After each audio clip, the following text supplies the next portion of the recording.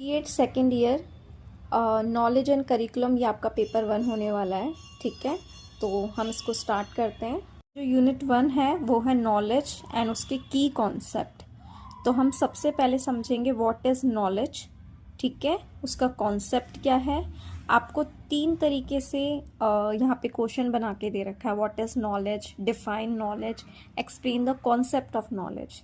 ठीक है, तो आपको पेपर में कंफ्यूज नहीं होना है।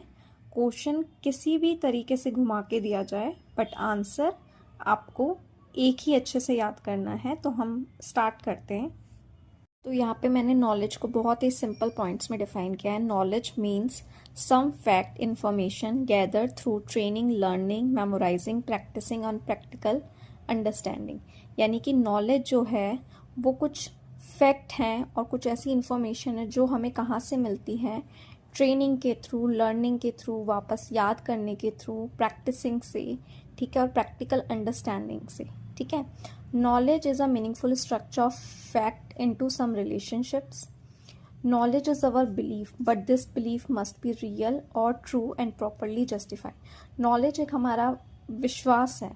ठीक है, जो विश्वास हम कर रहे हैं वो रियल होना चाहिए, सच पे आधारित होना चाहिए, जस्टिफाइड होना चाहिए। Knowledge is gained by experience of fact. It is a theoretical and practical understanding of subject. All of our knowledge is founded on and ultimately derived from experience. Knowledge जो है वो गेन होती है experiences से। ठीक है, ये एक थ्योरेटिकल एंड प्रैक्टिकल अंडरस्टैंडिंग है किसी भी सब्जेक्ट के बारे में। ऑल ऑफ आवर नॉलेज जो भी है वो अल्टीमेटली कहाँ से डिराइव्ड होती है, हमें एक्सपीरियंसेस से। हम समझेंगे टाइप्स ऑफ नॉलेज। तो 2 टाइप्स की नॉलेज होती है, प्रियोराई नॉलेज एंड एम्पिरिकल और पोस्टीरियोराई नॉलेज। ठीक है, तो इसका जो सोर्स है वो है रीज़न, लॉजिक, कॉन्सेप्चुअल एनालाइज। ठीक है, यानी ये जो नॉलेज है ये लॉजिक पे बेस्ड होती है, यानी कि हमारे इंडिपेंडेंट एक्सपीरियंस से हम इस नॉलेज को गेन करते हैं। फॉर एग्जांपल 2 + 2 = 4 और ट्रायंगल हैव 3 साइड, यानी कि हमने कैलकुलेट किया 2 + 2 = 4, तो हमें पता चला कि इसका आंसर 4 होगा।